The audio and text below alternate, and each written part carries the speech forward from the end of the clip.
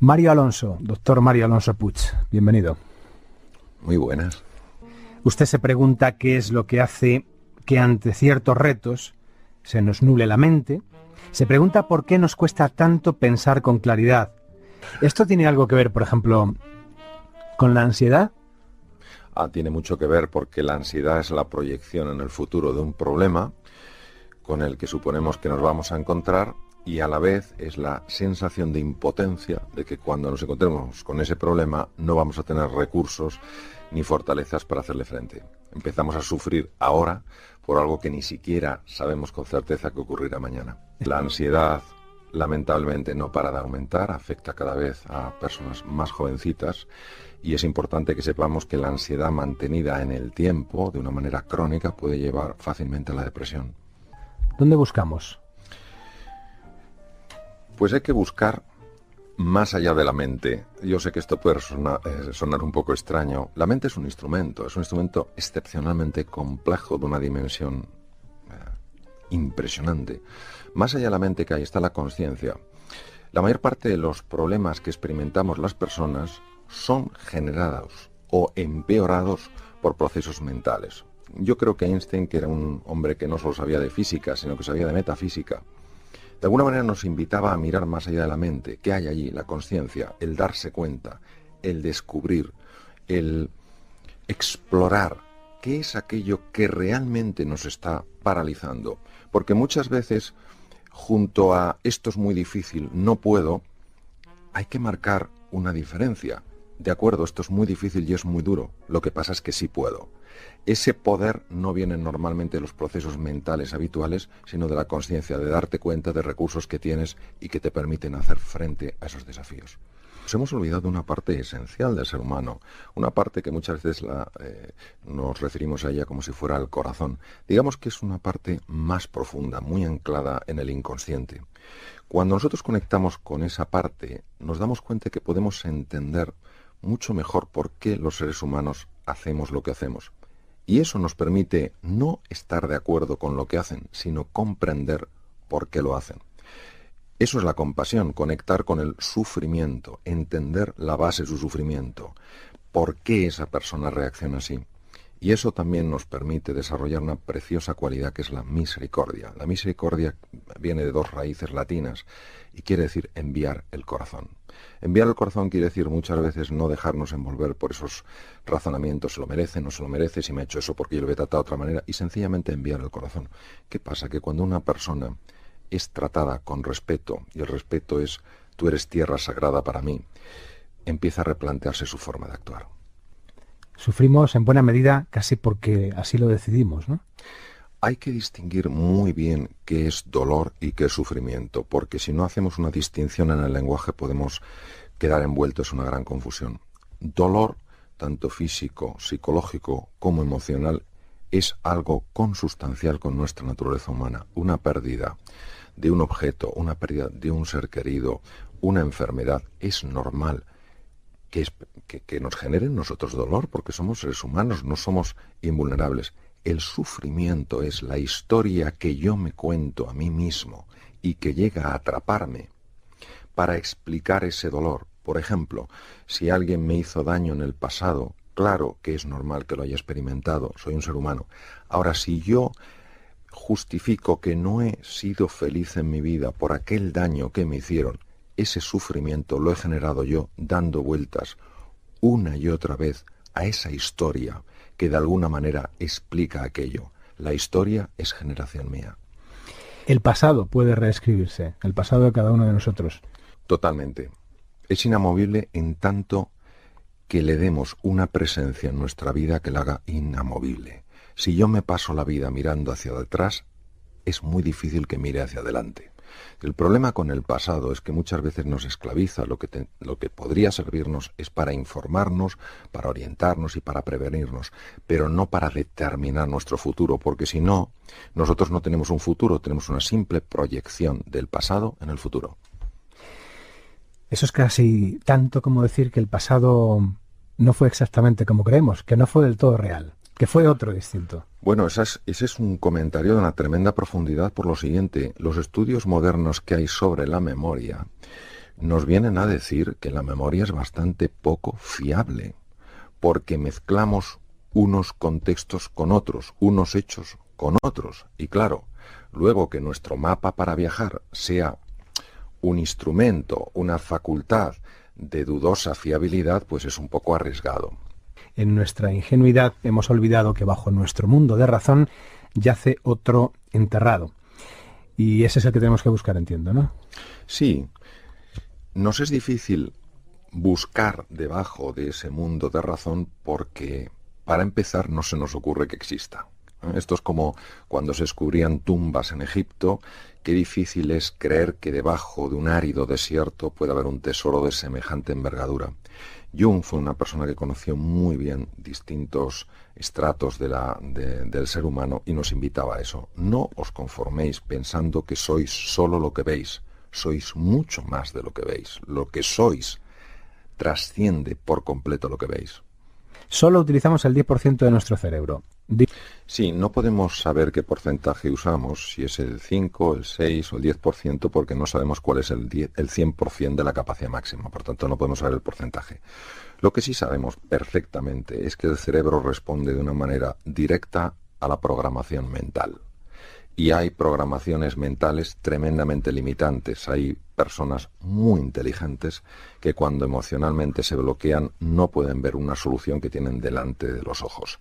Por eso sí que está clarísimo que trabajar esos procesos mentales para que muchas veces no sean tan disfuncionales, para que no nos limiten tanto y sí para que nos ayuden, es absolutamente crucial. Vivimos fundamentalmente asustados. Yo sé que este es un comentario, voy a llamarlo intenso o fuerte. Vivimos fundamentalmente asustados. Ante cualquier cambio, ante cualquier cosa que no podemos predecir, nos genera una sensación tremenda de inquietud. Y hay que pasar del paradigma es una palabra griega que quiere decir forma de ver, hay que pasar del paradigma del miedo al paradigma de la confianza. ¿Por qué?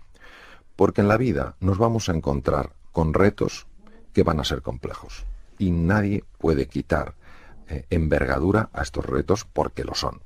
Lo que pasa es que cuando junto al reto nosotros añadimos una sensación de impotencia, una sensación de desesperanza, o nos dedicamos a culpar o nos avergonzamos, sencillamente ya no tenemos un reto, ya tenemos un problema absolutamente insoluble. Las emociones que sentimos y que importan porque nos ayudan a resolver los problemas, tienen una procedencia clara y específica. Le pregunto de dónde vienen esas emociones, dónde se fraguan, cuándo. Pregunta muy difícil de resolver. Haré mi mejor aproximación. Algunas de las emociones que experimentamos son consecuencia directa del evento con el que nos estamos encontrando. Por ejemplo, si yo estoy haciendo una excursión, vamos a decir en África, y de repente me encuentro de frente con un león, la emoción que se pone en marcha es la natural, la lógica con el evento, con el hecho, que en este caso sería obviamente el miedo. Sin embargo, la mayor parte de las emociones que nosotros experimentamos y que nos limitan proceden de programaciones mentales que hemos generado cuando éramos pequeños y que operan en el inconsciente. ¿Qué quiere decir? Quiere decir que respondemos a ciertos retos con un nivel de miedo que no tiene ningún sentido si tenemos en cuenta nuestros recursos y nuestras capacidades para hacerles frente. Por eso, muchas de nuestras emociones que alteran nuestra forma de ver tienen que ver con la forma en la que nos hablamos a nosotros mismos sobre nosotros y sobre el mundo. Digamos que cuando éramos pequeños desarrollamos las mejores estrategias que se nos ocurrieron para evitar el dolor y para conseguir la recompensa. Ya de adultos, aplicar esas mismas estrategias muchas veces no tiene ningún sentido. Aprovechamos, doctor, si le parece, para distinguir entre emoción y estado de ánimo, que creo que hay una diferencia notable. Es una diferencia notable e importantísima de conocer. Es una diferencia fundamentalmente cronológica. Nosotros experimentamos emociones, tenemos emociones y vivimos en estados de ánimo. Claro, tener una emoción de desesperanza cuando te ha salido algo mal, por lo que algo que sin embargo llevas muchos años luchando por ello, pues eso, bueno, pasa, te puede llevar un día, te puede llevar a lo mejor 2 días, pero bueno, luego vuelves a tu estado de base. Cuando esa pérdida, ese, digamos, entre comillas, fracaso, es tan devastador que ya lo incorporas a tu vida y estás triste, deprimido durante meses, eso ya es un estado de ánimo. Necesitamos equilibrio, y habla usted de 3 conceptos, de la resiliencia, la elasticidad y la homeostasis, ¿se dice así? Homeostasis, sí. ¿Qué significa cada una de esas? Sí. A ver, tanto la palabra estrés, que se usa mucho en medicina, como la palabra resiliencia, es una palabra muy extraña, es un vocablo anglosajón y que últimamente es muy popular. Ambas palabras las debemos al mundo de la metalurgia, proceden del mundo de los metales. La resiliencia es la resistencia que ofrece un metal a ser deformado. Si la vida nos da un disgusto, nos manda una prueba difícil y no nos doblamos, es decir, de alguna manera nos sentimos pequeños, incapaces, mostramos una gran resiliencia. ¿Qué es la homeostasis? La homeostasis es el conjunto de mecanismos que pone en marcha el ser humano para evitar salirse de ciertos puntos de referencia. Por ejemplo, la homeostasis hace que nuestra temperatura ni baje ni suba por encima de unos niveles. Hace que el pH, que es el grado de acidez de la sangre, no suba o baje más allá de ciertos niveles. ¿Por qué? Porque puede tener el efecto inmediato de paralizar las reacciones celulares y morir. Por eso la homeostasis es aprender a reequilibrarnos, tener un termostato que nos permita, cuando nos damos cuenta de que estamos siendo llevados a un lugar peligroso, coger y decir, no, yo tengo que reequilibrarme, tengo que volver a mi balance, a mi estado de centramiento, porque si no yo no voy a ser eficiente a la hora de hacer frente a los desafíos. Usted, en contra de la creencia general, afirma que el cerebro es maleable, que un adulto puede cambiar, que es posible hacerlo, ¿no? Sí, esto es una cosa que siempre me ha llamado la atención. Todo ser humano quiere cambiar y en su interior la mayor parte de ellos o de nosotros pensamos que no se puede cambiar. Cuando yo estudié medicina, hacía 30 y pico años, recuerdo muy bien en psicología que se decía que la personalidad estaba definida a los 7 años. Y claro, uno decía, oiga, yo es que soy mayor, pues lo sentimos mucho, pero ya es tarde. Y por otra parte, que las neuronas no se podían reproducir. Bien, hoy sabemos que la personalidad es totalmente maleable. No digo que sea fácilmente maleable, digo que es maleable. Y lo segundo, es cierto, las neuronas no se reproducen, sin embargo, sí se regeneran a partir de células madre que tenemos en las cavidades cerebrales llamadas ventrículos, emigran a ciertas áreas, de momento solo se han encontrado 2, bulbos olfativos e hipocampos, y generan nuevas neuronas. Pueden emigrar entre 500 y 1000 diarias y en 21 días se han convertido en neuronas. Y esto, por supuesto, en el adulto. Algo de esto dijo Ramón y Cajal hace mucho tiempo ya. Todo ser humano puede ser, si se lo propone, escultor de su propio cerebro. Es tremendo, ¿no? Bueno, yo siento pasión por Cajal. ¿Qué se le va a hacer? Porque es un hombre de tal talla que alguien que ganó el Premio Nobel de Medicina y Fisiología en 1906, cuando era imposible que lo ganara un español, estamos a tanta distancia científicamente a los alemanes, que es lo que ganaba, que eran los que lo ganaban siempre, que este hombre dijera que todo ser humano, si se lo propone, puede ser escultor de su propio cerebro, nos estaba diciendo que tenemos un poder extraordinario, que nos podemos reinventar, que nos podemos reconstruir, que no podemos decir, yo es que he nacido con poca capacidad, la vida no me va bien porque soy poco inteligente. No. Si tú de verdad estás comprometido, si encuentras una palanca emocional de suficiente peso, naturalmente que te puedes reinventar. Puedes aumentar la neuroplasticidad, que es el número de conexiones que establecen las neuronas entre sí, y puedes poner en marcha la neurogénesis. Claro, tengamos en cuenta que la neurogénesis, uno de los órganos, unas estructuras cerebrales en las que se genera, que son los hipocampos, es una neurogénesis importantísima, ya que los hipocampos tienen que ver con el aprendizaje, tienen que ver con la sensación de ilusión y tienen que ver con el control del pánico. Cuando yo hablo de creencias en el libro, no hablo de ideas que tenemos, hablo de algo que para nosotros son absolutas certezas. por lo tanto son incuestionables. No importa que la realidad nos ofrezca un montón de evidencias de que esa creencia es errónea. Nosotros generamos unos filtros que directamente impedirán que recojamos esa información del exterior. Estas certezas que están ancladas a nivel inconsciente y que muchas veces son totalmente desconocidas por nosotros, generan automáticamente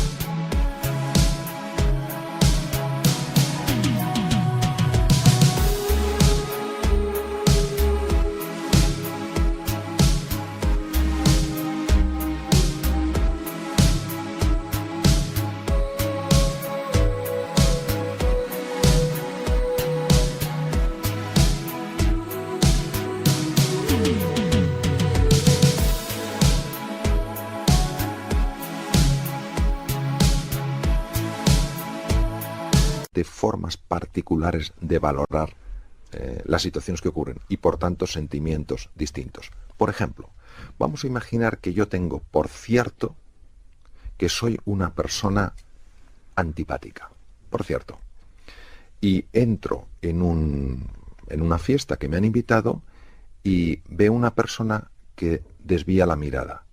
En lugar de valorarlo de todas las maneras posibles que se puedan valorar, solo la valoraré de acuerdo a mi certeza inconsciente. ¿Cómo la valoraré? ¿Qué antipático le debo de resultar a esa persona para que ni siquiera me quiera mirar? ¿Qué sentiré? Pues obviamente sentiré frustración, sentiré ira, sentiré tristeza. Por eso es tan importante ser conscientes de que muchas de nuestras emociones no proceden de una reacción o una respuesta normal a los acontecimientos, sino de certezas ancladas que pueden ser muy limitantes. Y habla entonces de la conciencia y de la atención. ¿Cuál es la diferencia? Digamos que la conciencia es aquello que me permite ver algo que no veo. La atención es la luz que al enfocarse en un sitio determinado me permite ver. Por ejemplo, si yo entro en una habitación a oscuras y yo soy la conciencia y alguien enciende una linterna, la atención es la linterna, yo soy la conciencia. Yo veo algo porque previamente se ha enfocado una luz donde estaba oscuro. Sería interesante que nos diéramos cuenta del papel esencial que tiene la atención en nuestros estados de ánimo. Donde nosotros llevamos la atención, se hace más real para nosotros. Donde nosotros llevamos la atención van nuestras emociones, va nuestra energía. Vivimos en espacios de atención. La misma realidad enfocada desde distintos ángulos da percepciones completamente distintas. Y habla usted de aprender a perdonarse. Porque la ira es un veneno curioso. La tienes hacia una persona pensando que le va a hacer daño a ella y a quien te matas a ti. Primero por una razón de profilaxis o de higiene. Hay una serie de emociones, como el resentimiento, como la ira, como la frustración, que cuando se transforman en estados de ánimo cambian con gran profundidad el estado hormonal del cuerpo y se ponen en marcha una serie de hormonas que generan mucho daño e incluso ya hay evidencia de que afectan a nivel genético. Entonces, primero por una razón de pura higiene, es decir, ese tipo de emociones son tóxicas. Pero cuanto más vueltas le dé a lo que ha pasado, más voy a quedar enmarañado en todo este discurso limitante de razones y justificaciones y no voy a alterar las emociones. Por eso, este perdonar para mí es esencial, ya que te devuelve de alguna manera el equilibrio. Y no solamente perdonar a los demás, sino perdonarse a uno mismo por los errores que ha cometido. Me gustaría señalar muy claramente que perdonar no es estar de acuerdo con lo que esas personas hicieron, es entender que desde el nivel de ceguera que tenían, es lo único que se les ocurrió hacer. Déjeme volver sobre sus palabras. De algún modo es un ejemplo. Dice usted que tras los gritos, los portazos, las discusiones, las palabras pronunciadas que nunca debimos o quisimos pronunciar, después de todo eso aparecen los sentimientos de desesperanza, la ira y incluso, como decíamos, contra nosotros mismos, ¿no? Dice usted que la voz de nuestra conciencia golpea una y otra vez y dice que torpemente lo toleramos, convencidos de que solo el autocastigo nos llevará a cambiar. Bueno, esto es lo que nos han enseñado también, ¿no? Claro. ¿Cómo no escuchar la voz de la conciencia, no? A ver, es que hay dos tipos de conciencia. Yo en el libro, cuando hablo de la conciencia, hablo de esa luz que nos permite ver más allá de nuestra oscuridad. Ahora, cuando nosotros en el hablar cotidiano hablamos de la conciencia, muchas veces estamos hablando de una cosa completamente distinta. Creo que hay cosas que tenemos que aprender y creo que hay muchas cosas que tenemos que desaprender. Y pienso que cuando el castigo es la única arma que tenemos, el efecto es bastante escaso. Cuando nuestro objetivo es la reeducación, entonces podemos conseguir mucho más efecto. Todo lo que sea generar sensación de culpa y sensación de vergüenza es muy limitante. Tú puedes sentirte triste por algo y como consecuencia esa tristeza elegir cambiarlo. Si te sientes culpable, lo único que te pide el cuerpo muchas veces es aislarte para que nadie te vea. Bueno, curiosamente,